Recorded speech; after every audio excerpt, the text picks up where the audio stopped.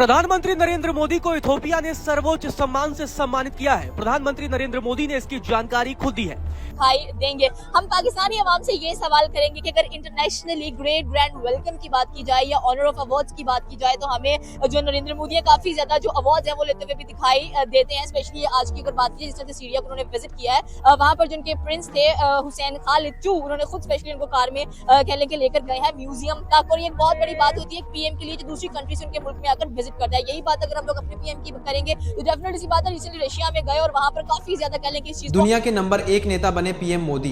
11 साल में 28 अंतर्राष्ट्रीय सम्मान किए हासिल। पीएम मोदी एक लोकप्रिय नेता के तौर पर जाने जाते हैं। अपनी लोकप्रियता के साथ वे दुनिया में सबसे ज्यादा अंतर्राष्ट्रीय सम्मान पाने वाले राजनेता भी बन गए हैं। 17 दिसंबर 2025 को इथियोपिया के सर्वोच्च पुरस्कार ग्रेट ऑनर निशान ऑफ इथियोपिया से नवाजे जाने के साथ ही उनके खाते में कुल 28 अंतर्राष्ट्रीय नागरिक सम्मान जुड़ गए हैं। पिछले 11 वर्षों में 27 से अधिक देशों ने पीएम मोदी को अपने देश के सर्वोच्च पुरस्कारों से सम्मानित कर भारत के बढ़ते वैश्विक प्रभाव को स्वीकार किया है। इन सम्मानों की कड़ी में वर्ष 2025 विशेष रहा है, जिसमें इथियोपिया के अलावा नामीबिया, ब्राजील, घाना और श्रीलंका जैसे देशों ने भी उन्हें सर्वोच्च गौरव प्रदान किया है। ये पुरस्कार भारत की मजबूत विदेश नीति, वैश्विक शांति में योगदान और द्विपक्षीय संबंधों को नई ऊंचाई पर ले जाने के लिए दिए गए हैं। पीएम ऑफ इंडिया की अगर बात की जाए तो पहले 5 नेशन टूर पे हम लोगों को वो दिखाई दिया, अब 3 नेशन टूर उनकी जानिब से हम लोगों को दिखाई दिया है। रिसेंटली अगर देखा जाए तो पीएम मोदी का विजिट सीरिया के अंदर दिखाई दिया और स्पेशली अगर देखा जाए तो वहाँ के जो क्राउन प्रिंस हैं हुसैन, उन्होंने खुद कह लें कि उनको कार में रिसीव किया और एक ग्रेट ग्रैंड वेलकम देते हुए म्यूजियम की तरफ लेकर जाते हुए दिखाई दिए। हम पाकिस्तानी अवाम से ये सवाल करेंगे कि इंडो पाक वॉर के बाद हमने कहा कि हमारा एक जो रुतबा है, एक जो लेवल है वो इंडिया से काफी बढ़ता हुआ दिखाई दिया। But the point is that कि जैसे ही हमारे प्राइम मिनिस्टर रशिया गए, वहां पे उनको 40 मिनट्स वेट करवाया गया, कोई इतना ग्रेट ग्रैंड वेलकम नहीं दिया गया। और यही रशियन प्रेसिडेंट जब इंडिया गए तो इंडिया ने इतने अच्छे तरीके से उनको वेलकम किया। एंड इनफैक्ट जब पीएम मोदी खुद रशिया जाते हैं तो या उनके फॉरेन मिनिस्टर रशिया जाते हैं तो उनको बहुत अच्छे तरीके से कह लेकर रिसीव किया जाता है। हम जहाँ कहीं भी जाते हैं तो हमारा पहला इंप्रेशन क्या पड़ता होगा अगले वाले के ऊपर कि हम क्या करने के लिए हैं, क्या हम ट्रेड की बात करने आए हैं या हम उनसे कुछ लेने आए हैं? बिल्कुल ऐसे ही वो फील करते हैं कि जैसे हम उनसे कुछ लेने आए। जबकि इंडिया अगर जाता है तो वो ये सोचते हैं ये कस्टमर है हमारे और हमने इनको चीज बेचनी है, इसलिए वो अपने डिमांड जब इंडिया रखता है उनके सामने कि जी आपने टेक्नोलॉजी ट्रांसफर करनी है, तो वो फिर उनको टेक्नोलॉजी भी ट्रांसफर करते हैं और उस पर राजी भी हो जाते हैं। तो ओवरऑल देखा जाए तो कोई भी यूरोपियन कंट्री हो या दूसरी कोई कंट्री, अमेरिका के, लैटिन अमेरिका वगैरह, वो इंडिया की मार्केट को खोना नहीं चाहते। स्पॉट है जहां से आप it's like a mountain spot, वहां से आपको द होली लैंड नजर आती है। So that spot is the spot जहां तक Moses had come.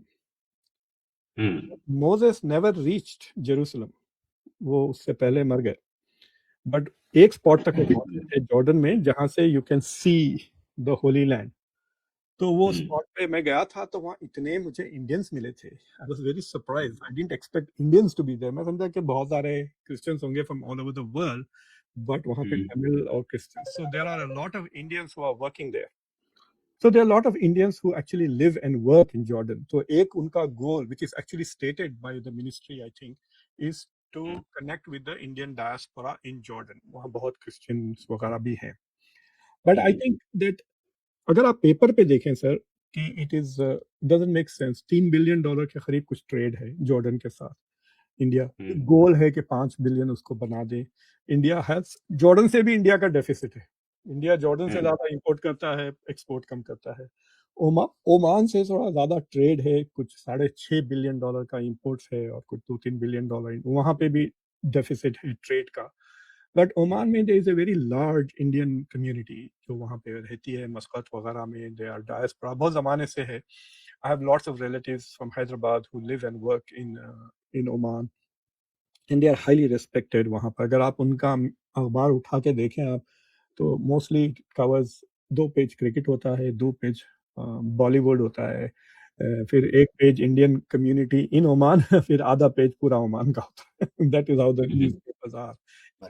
तो एक बहुत बड़ी मार्केट है इंडिया जो कि पूरी दुनिया को अट्रैक्ट करती है और इसी वजह से जब मोदी जाते हैं कहीं तो तिजारत ज़्यादा, उनको तिजारती मुआहदे ज़्यादा होते हैं और लोग चाहते हैं कि हमारी प्रोडक्ट इंडिया में बिके। इन इंडिया मेन चीज मेड इन इंडिया में बहुत फोकस किया गया। Prime Minister Modi is like he's a smart guy, समझदार है बहुत ज़्यादा, ठीक है। और वो सिर्फ यहाँ पे सिर्फ इस चीज़ के लिए क्यों ट्रैवल करेंगे वहाँ, इतने से एग्रीमेंट करने के लिए नहीं। There is much more which is on the cards, ठीक है। बहुत सारी ऐसी चीज़ें, और बल्कि मैं आपको बताता चलूँ कि प्राइम मिनिस्टर मोदी जो है, he is not just in Jordan, he is also travelling Oman. वो उनके देश का सबसे सर्वोच्च पुरस्कार, और वो भी तमाम दुनिया के वो मुस्लिम इस्लामिक देश जिन्होंने हमारे प्रधानमंत्री नरेंद्र मोदी जी को सर्वोच्च पद सम्मान से नवाजा है। ये कैसे हो सकता है कि मुसलमानों के मुखालिफ हैं? अगर मुसलमानों के मुखालिफ होते नरेंद्र मोदी जी, तो वो इस्लामिक देश उनको सर्वोच्च सम्मान का औहदा कैसे दे सकते थे? अब प्राइम मिनिस्टर मोदी इथोपिया में 16 से 17 दिसंबर तक रहेंगे, और बायलैटरल इंगेजमेंट को कैसे और एक्सपैंड किया जाए, और दोनों कंट्रीज का ग्लोबल साउथ पे जो पार्टनरशिप है इसको भी कैसे एक्सपैंड किया जाए, इसको वो इंश्योर करेंगे। सबसे इंपॉर्टेंट बात यहां पर है कि prime minister Modi is going to address a joint session of Ethiopian parliament, जो अगेन बताता है कि Ethiopia has given a very huge welcome to prime minister Modi, और साथ ही साथ भारत के डायस्पोरा के साथ भी प्राइम मिनिस्टर मोदी जो है वो इंटरैक्ट करने जा रहे हैं। ये जो विजिट है इथोपिया में, जैसे मैंने पहले भी कहा, it's a part of broader Africa engagement, because the future of the world lies in Africa, और ये प्राइम मिनिस्टर मोदी को पता है, और इसलिए अफ्रीका के साथ धीरे धीरे करके, ऑब्वियसली हम चाइना से काफी पीछे हैं अभी, चाइना इकोनॉमिकली बहुत पावरफुल है, but still soft power diplomacy हम अफ्रीका के साथ जरूर करना चाह रहे हैं, और इसीलिए हमने अफ्रीकन यूनियन को G20 का सदस्य भी बनाया। वो एक एक्सीलेंट बात था। इसके पहले प्राइम मिनिस्टर मोदी घाना, नामीबिया और साउथ अफ्रीका ऑलरेडी जा चुके हैं, तो लगातार अफ्रीका के साथ एंगेजमेंट बढ़ाने का प्रयास इंडिया कर रहा है।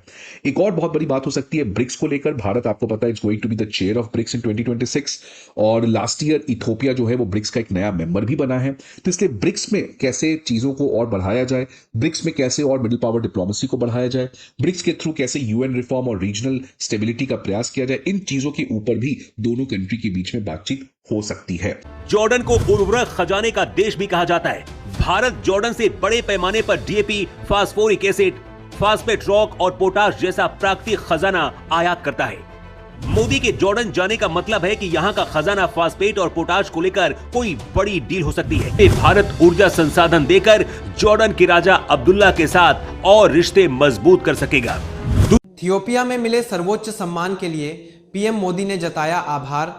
कहा, ये मेरे लिए गर्व की बात है। भारत के प्रधानमंत्री नरेंद्र मोदी 3 देशों के विदेश दौरे के अंतिम चरण में हैं। आखिरी चरण में वह ओमान पहुंच रहे हैं। अगर आपको यह वीडियो पसंद आया हो तो लाइक करें, शेयर करें और चैनल को सब्सक्राइब करना न भूलें। देखने के लिए धन्यवाद। जय हिंद।